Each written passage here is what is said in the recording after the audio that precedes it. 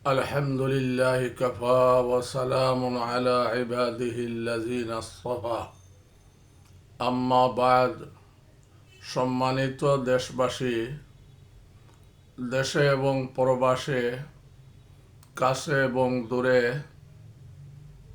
যারা আমার লাইভটা দেখতেছেন, আমি সবাইকে তাহরিকে ইনসাফের পক্ষ থেকে হাফিজ মৌলানা ওয়াহিদুজ্জামান সবাইকে আন্তরিকভাবে ধন্যবাদ জানাচ্ছি এবং অনুরোধ করতেছি শুরু থেকে শেষ পর্যন্ত ধৈর্য ধারণ করিয়া আমার লাইভটা শুনবেন আর শুনিয়া আপনাদের বন্ধু বান্ধবের মধ্যে, আত্মীয় স্বজনের মধ্যে সাবস্ক্রাইব করিয়া শেয়ার করিয়া ছড়াইয়া দিবেন। আজকে 6 জানুয়ারি, আপনারা দেখছেন সোশ্যাল মিডিয়ায় বাংলাদেশে কি পরিস্থিতি, অগ্নিগর্ভ পরিস্থিতি দেখা দিছে। ছাত্র সমন্বয়করা এবং আপামর জনতা বিগত সরকারের যত ঘর বাড়ি আছে,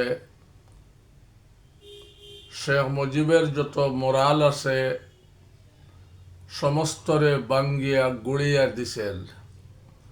বিশেষ করিয়া ধানমন্ডি 32 নম্বরের বাড়ি বলডোজার দিয়া ধ্বংস করিয়া দিছেন। আপনারা জাগ্রত আছেন, এই কথা জানান দিছেন। এই জন্য সমস্ত ছাত্রবৃন্দকে আমি অন্তরের অন্তঃস্থল থাকিয়া ধন্যবাদ জানাচ্ছি। কিন্তু বাংলাদেশের এবং বহির্বিশ্বে তাকিয়া বাংলাদেশের উপরে যে চাপ আসতেছে, এইগুলা মোকাবেলা করার জন্য যতটুকু প্রস্তুতির প্রয়োজন আপনারা নেবেন। আর আরেকটি কথা বলতেছি, এই সমস্ত স্থাপনারে আমার পরামর্শ হইল না ভাঙ্গিয়া এইগুলা সরকারিভাবে আপনার কোনো বাহিনীর হেডকোয়ার্টার বা কোনো দূতাবাস বা কোনো অফিস আদালত বানাইতে পারতেন। ভাঙ্গিয়া গুড়িয়া দিয়া আসলে কোনো লাভ হবে না। এইটা মানুষের মধ্যে বিভ্রান্তি সৃষ্টি হইতেছে। এই জন্য আমার আরও জইল সমন্বয়ক বৃন্দ, ছাত্রবৃন্দর কাছে যে আর যেন কোনো আরও অনেক মন্ত্রী মিনিস্টারের রিসোর্ট এবং বাসা বাড়ি রয়েছে, এইগুলা সরকারিভাবে অধিগ্রহণ করিয়া কিবা মানুষের কাছে বিক্রি করিয়া দেন, আর না হয় সরকারি কোনো কাজে ব্যবহার করেন। গড়িয়া দিলে, ভাঙ্গিয়া দিলে এগুলা তো আর নষ্ট হয়ে যাবে, ঠিক হবে না। এই 1 নম্বর আপনাদের কাছে আমার প্রস্তাব। কিন্তু সবচেয়ে বড় যে প্রস্তাব হইল, আমি বিগত 5 মাস আগ থাকিয়া বলতেছি যে আমাদের যে উপদেষ্টা বৃন্দ আছেন, এরা কার্যকারী কোনো ভূমিকা পালন করতেছেন না। এই জন্য আমি 5 মাস আগ থাকিয়া বলিয়া আসতেছি, উপদেষ্টা বৃন্দের মধ্যে কর্নেল আব্দুল হক সাহেব, আমার দেশ পত্রিকার মাহমুদুর রহমান সাহেব, কর্নেল অলি আহমদ বীর বিক্রম, এই রকম বিচক্ষণ এবং রাজনীতিবিদ দেখিয়া 10-15 জন উপদেষ্টা নিয়োগ দেওয়ার জন্য। আপনারা এই জন্য আপনার রাস্তায় না নামিয়া আপনারা প্রধান উপদেষ্টার কাছে গিয়া এই দাবি জানান। 2 নম্বর কথা হলো যে বিগত সরকারের লোক যারা এখনো বাংলাদেশের ভিতরে লুকিত আছে, এদেরকে চিহ্নিত করিয়া চিরুনি অভিযান চালাইয়া এদেরকে গ্রেফতার করিয়া আইনের আওতায় আনা হোক। এরাই বা বিগত সরকারের যে আমলারা এই সরকারকে কোনো কাজ করতে দিতেছে না, এই সরকারের কাজে ব্যাঘাত ঘটাইতেছে, এই জন্য এদেরকে আপনার চিহ্নিত করিয়া এদেরকে বরখাস্ত করার ব্যবস্থা করেন। এবং জুলাই আগস্ট বিপ্লবে যারা শাহাদত বরণ করছেন, যারা আহত হয়েছেন এবং শাপলা চত্বরের গণহত্যা হয়েছে এবং পিলখানার গণহত্যা এবং মোদি বিরোধী আন্দোলনে গণহত্যা, এই সমস্তরে বিচার আগে করেন। এখনো কোনো একজন আপনার দুষ্কৃতিকারীর বিচার হয় নাই। গ্রেফতার করা হয়েছে অনেককে, কিন্তু এদের কোনো বিচার হয় নাই। আমরা চাইতেছি যে অনতি বিলম্বে এদের বিচার করা হোক। এরা দোষী, এরা খনি, ডাকাত, লুটেরা, বাংলাদেশকে ধ্বংসকারী, বাংলাদেশকে অকার্য করার চেষ্টা করতেছে। এদেরকে অনতি বিলম্বে বিচার করিয়া এদেরকে ফাঁসির ব্যবস্থা করেন। যদি দোষী হইয়া থাকে আর যদি নির্দোষ হয় তাদেরকে খালাস দেন। আমাদের বিচারালয়ে এখনো আপনার স্বাধীন নাই। অনেক লোককে যারা চিহ্নিত অপরাধী এদেরকে ধরা হইতেছে, কিন্তু বিচারকের কাছে যাওয়ার পরে জামিন পাইতেছে।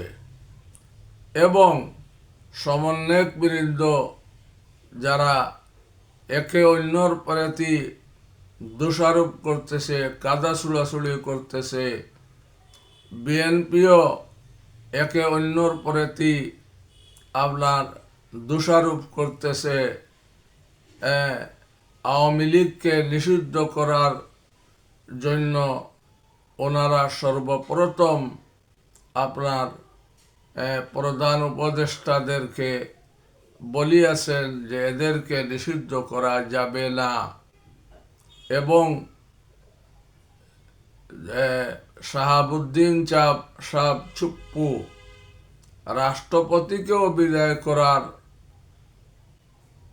জন্য সমন্বয়ক বৃন্দ এবং আপনার গণ অধিকার পরিষদ এবং সমস্ত উলামায়ে কেরাম সমস্ত মিলিয়া বলছেন যে প্রেসিডেন্টকেও বিদায় করতে হবে এবং জেনারেল ওয়ার্কারকেও বিদায় করতে হবে।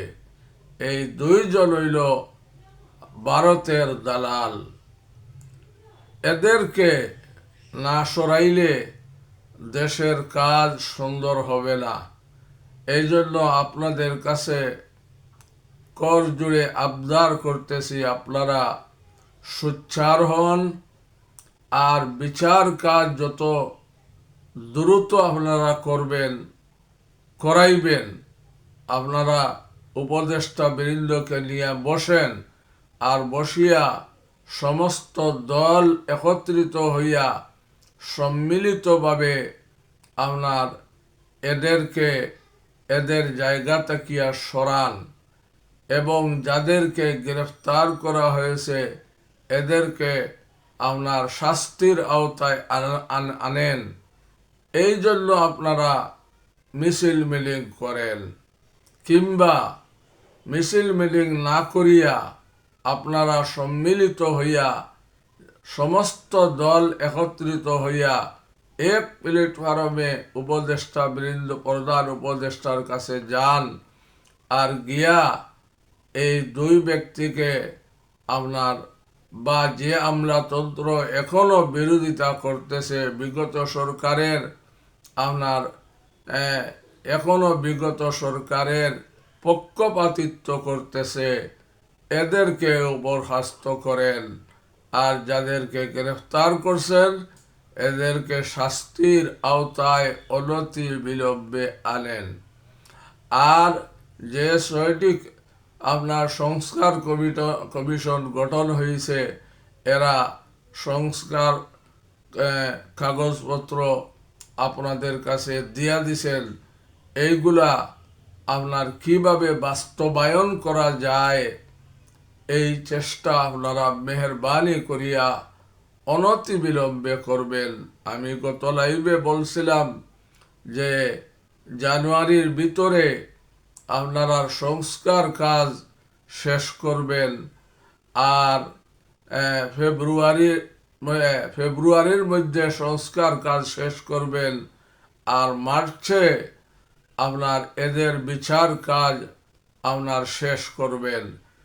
এদের বিচার কাজ শেষ করিয়া এরা যে খুনি, হত্যা, রাজধানী, দেশ থেকে টাকা পাচার করছে, এরা লুণ্ঠনকারী, এদেরকে আপনারা অনতি বিলম্বে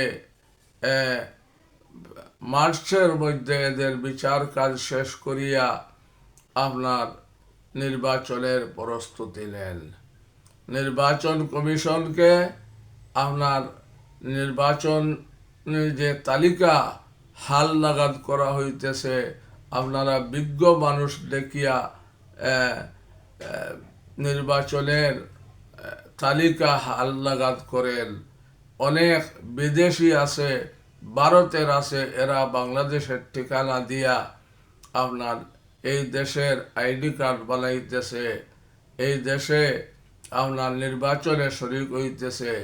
এদেরকে চিহ্নিত করিয়া এদেরকে দেশ তাকিয়া বিতাড়ন করেন, আর দক্ষ লোক দিয়া আপনার নির্বাচনের তালিকা হাল নাগাদ করেন। বিশেষ করিয়া আপনাদের কাছে আমার আরজ, আপনারা ঐক্য গঠন করেন। আপনাদের ঐক্যের মধ্যে ফাটল দেখা দিছে, বিএনপির মধ্যে ফাটল দেখা দিছে, যার কারণে এই সুযোগে বিগত সরকারের লোক আবার গর্ত থাকি বাইর হইয়া আপনার হুঙ্কার দিতেছে যে ভয়ঙ্কর রূপে আওয়ামী লীগ ফিরিয়ে আসতেছে। এই হুঙ্কার এরা দিতেছে।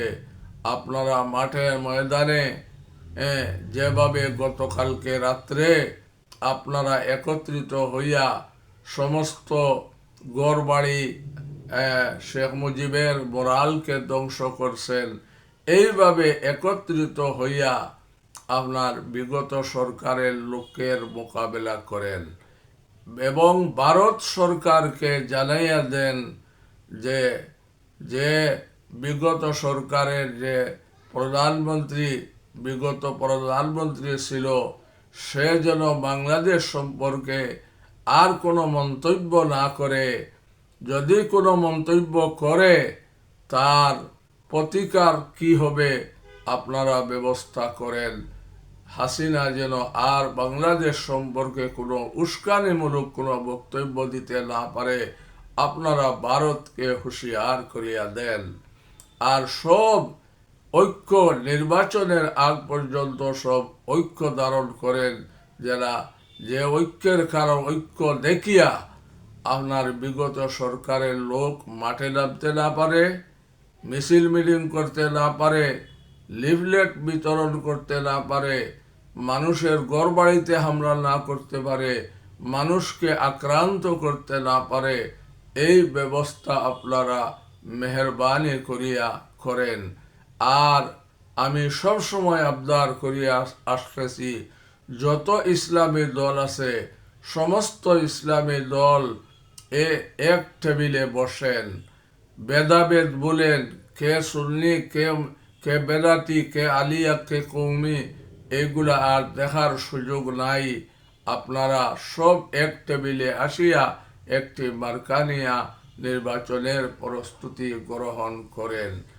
আর প্রধান উপদেষ্টাকে বলতেছি, আপনি সংস্কার কাজ এবং বিচার কাজ দ্রুত সম্পন্ন করিয়া আপনি নির্বাচনের তারিখ ঘোষণা করেন। এই আবদার আপনাদের খেদমতে জানাইয়া আমার লাইভ শেষ করতেছি। খুদা হাফিজ। আসসালামু আলাইকুম ওয়া রাহমাতুল্লাহ।